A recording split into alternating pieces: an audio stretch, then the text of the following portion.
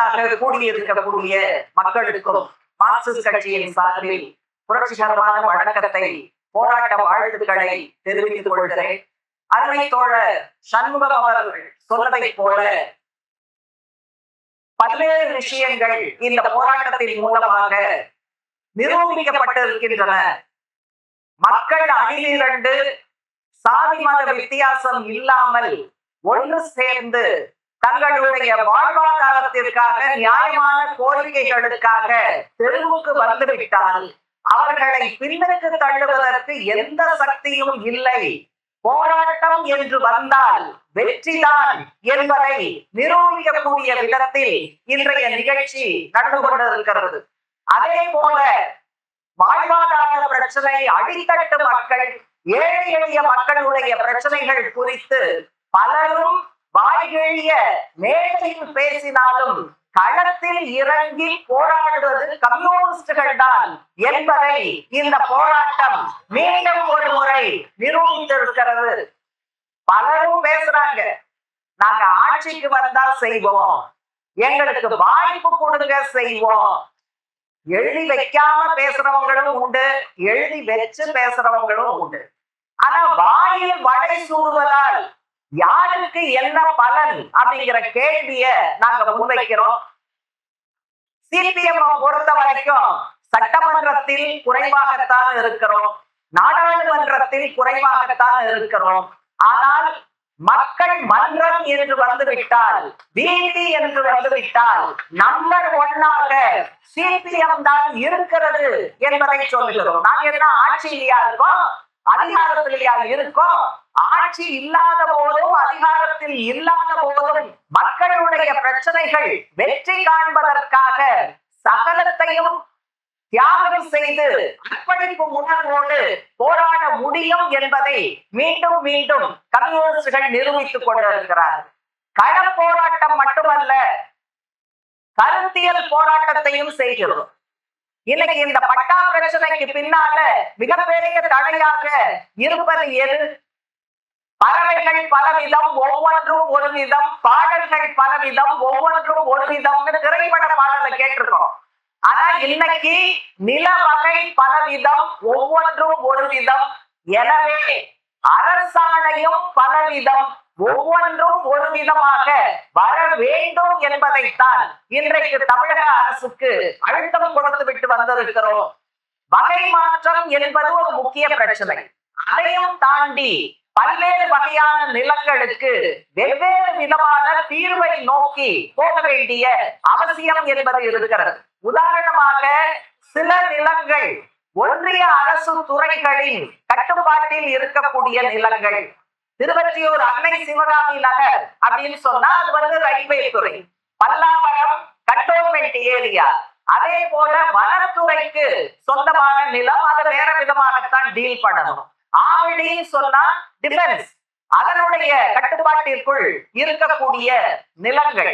இதையெல்லாம் குறிப்பிட்டு தமிழக அரசு இந்த துறைகளோடு பேசி ஏதாவது குறைந்தபட்ச தொகை கொடுத்து அரசு கையகப்படுத்த வேண்டும், அல்லது வேறு எங்காவது மாற்று நிலங்களை அந்த துறைகளுக்கு கொடுத்து விட்டு அங்கு குடியிருக்கக்கூடிய மக்களுக்கு பட்டா வழங்குவதற்கு முயற்சிக்க வேண்டும் என்பது உள்பட வெவ்வேறு விதமான நிலங்களில் குடியிருக்கக்கூடியவர்களுக்கு என்னவெல்லாம் செய்ய வேண்டும் என்று அனைத்து விஷயங்களையும் கொடுக்கிறோம். மழை மட்டும் இல்லாமல் இருந்திருந்தால், இயற்கை ஒத்துழைத்திருந்தால் இந்த இடமே அதிரக்கூடிய அளவுக்கு பல பத்தாயிரங்களில் மக்கள் ஒன்றாக ஒரே இடத்தில் நின்றிருப்பார்கள். மக்கள் அனைவரும் ஒத்துழைத்தார்கள் என்பது ஒருபுறம். 3 சென்னை மாவட்டங்களை சேர்ந்த மார்க்சிஸ்ட் கட்சி தோழர்கள், வர்க்க வெகுஜன அமைப்புகள், அதே போல பல்வேறு இடங்களில் இருந்த செயல்பட்டுக் கொண்டிருக்கிற குடியிருப்போர் நல அமைப்புகள், இவர்கள் அனைவரும் ஒன்று சேர்ந்து ஒரு மாத காலம் தூக்கமில்லாமல், உணவை பார்க்காமல், எதையும் பார்க்காமல் மக்களோடு மக்களாக கலந்து நின்று அவர்களது நம்பிக்கையை பெற்று இந்த போராட்டத்தின் மீது ஒரு உத்வேகத்தை அளித்த பணியை, சிறப்பான பணி, ஆனால் மிக சிரமமான பணியை தோழர்கள் செய்திருக்கிறார்கள். இந்த நேரத்தில் வாழ்த்துக்களையும் அவர்களுக்கு தெரிவித்துக் கொள்கிறேன். எனவே ஒரு பக்கம் இதற்கான தீர்வு, மறுபக்கம் இதற்கு தடையாக இருப்பது எது? இந்த நகர்ப்புற சீர்திருத்தம் என்கிற பெயரில் ஒன்றிய அரசு, நம் மீது மோடி அரசு திணிக்கக்கூடிய பல்வேறு விஷயங்கள். அந்த கொள்கையின் காரணமா என்ன வந்திருக்கு? மாநகராட்சி, நகராட்சி உட்பட நீங்களே உங்க சொந்த கால நின்று பாத்துக்கங்க. காசு வேணும்னா உங்க கையில இருக்கக்கூடிய பொது சொத்துக்களை விற்பனை செய்யுங்கள், குத்தகைக்கு விடுங்கள், அல்லது மக்கள் மேல உபயோகிப்பாளர் கட்டணம், வளர்ச்சிக்கான கட்டணம், யூசர் ஃபீ, டெவலப்மெண்ட் ஃபீ என்று எந்த வகையில் வேண்டுமானாலும் கட்டணம் விதித்து காசு பார்த்துக் கொள்ளுங்கள் என்று நகராட்சி, மாநகராட்சி அமைப்புகளை நடுத்தரவில் கொண்டு வந்து நிறுத்தி இருக்கக்கூடிய ஒரு மோசமான விஷயம்தான் மோடி அரசு கொண்டு வந்திருக்கிற அந்த ஒன்றிய அளவிலான, அகில இந்திய அளவிலான நகர்ப்புற சீர்திருத்தம். நாங்க என்ன கேட்கிறோம்? நகர்ப்புற வளர்ச்சியில உழைப்பாளி மக்களுக்கு பங்கு இருக்கிறது. ஆனால் அந்த வளர்ச்சியின் பலன் அந்த மக்களுக்கு போய் சேர்கிறதா? வேலை செய்யணும், உழைக்கணும்னா ஏழை ஜனங்க வேண்டியிருக்கு. ஆனா இந்த வளர்ச்சியின் காரணமாக வருகிற ஆதாயங்கள், பலன்கள் மக்களுக்கு ஏன் போய் சேருவது கிடையாது. எனவே நகர்ப்புறம் சம்பந்தப்பட்ட திட்டங்கள் அங்கு குடியிருக்கக்கூடிய உழைப்பாளி மக்களின் கருத்தறிந்து அந்த மாதிரியான திட்டங்கள் வகுக்கப்பட வேண்டும். நகர்ப்புற வளர்ச்சி என்பது விரல் விட்டு எண்ணக்கூடிய பணக்காரர்களுக்கான வளர்ச்சியாக, தொழிலதிபர்களுக்கான வளர்ச்சியாக இல்லாமல் உழைக்கும் மக்களுடைய வளர்ச்சியோடு இணைந்ததாகத்தான் நகர்ப்புற வளர்ச்சி இருக்க வேண்டும் என்பதையும் நாங்கள் முன்வைக்கிறோம். அண்டை மாநிலம், கம்யூனிஸ்டுகள் ஆட்சி செய்யக்கூடிய மாநிலம், தீவிர வறுமை ஒழிப்பு கேரளாவில் இருக்கக்கூடிய கம்யூனிஸ்டுகளால் செய்யப்பட்டிருக்கிறது. அதுல 4 அளவுகோல். அதுல 1 குடியிருப்பு சம்பந்தப்பட்டது. வீடு பழுதுபார்க்க வேண்டும் என்றால் அரசு உதவி தீவிர வறுமையில் இருப்பவர்களுக்கு, அல்லது வாடகைக்கு எடுத்து வாடகையை அரசு கொடுக்கிற ஏற்பாடு, சொந்த இடம் இருக்கிறது என்றால் வீடு கட்டுவதற்கு உதவி, சொந்த இடம் இல்லை என்றால் அவர்களுக்கு வீட்டு மனை கொடுப்பதற்கான ஏற்பாடு. இப்படி ஒரு ஒருங்கிணைந்த முயற்சியிலே தீவிர வறுமையில் இருக்கக்கூடிய அனைவருக்கும் உணவு, வீடு, வாழ்வாதாரம் உட்பட அனைத்து அடிப்படை வசதிகளும் பராமரிக்கக்கூடிய விதத்துல மிகச் சிறப்பான ஒரு திட்டத்தை சீனாவுக்கு அடுத்தபடியாக ஒரு மாநிலம் கொண்டு வந்திருக்கிறது என்று சொன்னால் அது கம்யூனிஸ்டுகள் ஆளக்கூடிய கேரள மாநிலம் என்பதையும் இன்றைக்கு நாங்கள் மகிழ்ச்சியோடு முன்வைக்கிறோம். எனவே கட்சிகள் மாறுபடலாம், தலைவர்கள் பெயர் மாறுபடலாம், ஆனால் நாம் பார்க்க வேண்டியது கொள்கைகள் மாற்றத்தோடு இருக்கிறதா? ஏழைகளுக்கு ஆதரவான வாய் வார்த்தைகள் அல்ல, கொள்கைகள் இருக்கிறதா என்று பார்ப்பதுதான் நமக்கு முன்னால் இருக்கக்கூடிய மிக முக்கியமான அரசியல் கடமை. மனிதகுலம் தோன்றிய அந்த வரலாறு நமக்கு தெரியும்.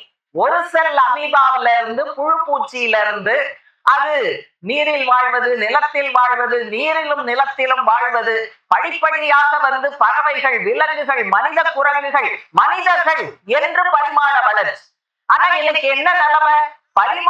பரிணாம வளர்ச்சியில கீழ்மட்டத்துல இருக்கிறவங்களுக்கெல்லாம் வீடு இருக்கு, புழுவுக்கு பொந்து இருக்கு, எலிக்கு வளம் இருக்கு, சிங்கத்துக்கு குகை இருக்கிறது, பறவைக்கு கூடு இருக்கிறது, இப்படி சொல்லிக்கொண்டே போகலாம். ஆனா பரிணாம வளர்ச்சியில டாப்ல இருக்கக்கூடிய மனிதர்களுக்கு சொந்த வீடு, பட்டா என்பது இன்று வரை கனவாக இருக்கிறதே ஏன் என்கிற கேள்வியை எழுப்புகிறோம். வீடுன்னா அது ஒரு சாதாரண 10ஓடு 11ஆன பிரச்சனை அல்ல, மனித நாகரிகத்தினுடைய ஒரு வெளிப்பாடு. நாகரிக சமூகம்னா என்ன? சொந்த வீடு இல்லாம, பட்டா இல்லாம நடுத்தருவில் நிற்பதோ, எப்போது வேண்டுமானாலும் அந்த குடியிருப்பிலிருந்து அகற்றப்படுவோம் என்று அச்சத்தில் இருப்பதோ எப்படி ஒரு நாகரிக வாழ்க்கையாக இருக்க முடியும்? மனிதர்கள் ஆரம்பத்துல மரத்துல இருந்தாங்க, குகையில இருந்தாங்க. மனித குலம் வளர்ச்சி அடைய அடையதான் வீடு வந்தது.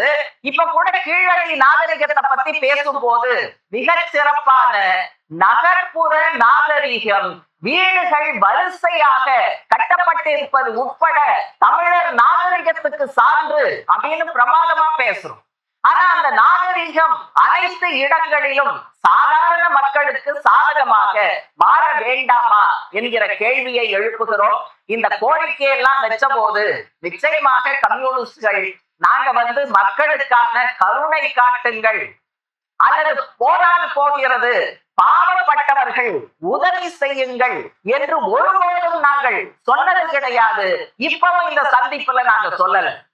மக்களுக்கு இது வாழ்வாதார உரிமை, அவர்களது அடிப்படை உரிமை. கருணை அல்ல இங்கு தேவை. மக்களுக்கான உரிமையை வழங்குவதற்கான ஏற்பாட்டை செய்ய வேண்டும் என்றுதான் நாங்கள் முன்வைத்திருக்கிறோம். இது அடிப்படை உரிமைன்னு இந்திய அரசமைப்பு சட்டத்துல நேரடியாக இல்லை என்றாலும் பல்வேறு அரசமைப்பு சட்டத்தினுடைய பிரிவுகள் மக்களுக்கு இது அடிப்படை உரிமை என்பதை சொல்லாமல் சொல்கிறது. நிறைவாக இது இன்னைக்கு நேற்றுக்கு கம்யூனிஸ்டுகள் பேசல. 1845 ஒரு கம்யூனிஸ்ட் பேசினார். அந்த கம்யூனிஸ்ட் பெயர் ஏங்கல்ஸ். அவர் சாதாரண கம்யூனிஸ்ட் அல்ல, கம்யூனிஸ்ட் ஆசான்களில் ஒருவர். 1845 தொழில் புரட்சி காரணமாக கிராமத்தில் இருக்கிறவங்களை பூரா இங்க கொண்டு வந்துருச்சு முதலாளித்துவம். ஆனால் குடியிருப்பை பற்றி முதலாளிகளும் நிர்வாகமும் கவலைப்பட்டீர்களா? உழைப்பு வேண்டும், ஆனால் உழைக்கும் மக்களுக்கான கண்ணியமான வாழ்க்கை பற்றி கவலைப்படாத இந்த முதலாளித்துவத்தை தூக்கி எறிய வேண்டாமா என்று 1845 ஒரு கம்யூனிஸ்ட் பேசினார். அவருடைய வாரிசுகளாகத்தான் இன்றைக்கு வரை இந்த பிரச்சனையை நாங்கள் முன்னெடுக்கிறோம். எனவே பலகால போராட்டத்திற்கு, நீண்ட கால போராட்டத்திற்கு கிடைத்திருக்கக்கூடிய மாபெரும் வெற்றி, இந்த வெற்றி கடைசி வரை நனவாகி அனைவருக்குமான பட்டாவாக மாறுகிற வரை கம்யூனிஸ்டுகளுடைய போராட்டம், மக்களோடு அணிதிரண்டு ஒன்றாக நிற்கிற போராட்டம் தொடரும் தொடரும் என்று சொல்லி வாழ்த்துக்கள் சொல்லி நிறைவு செய்யும்.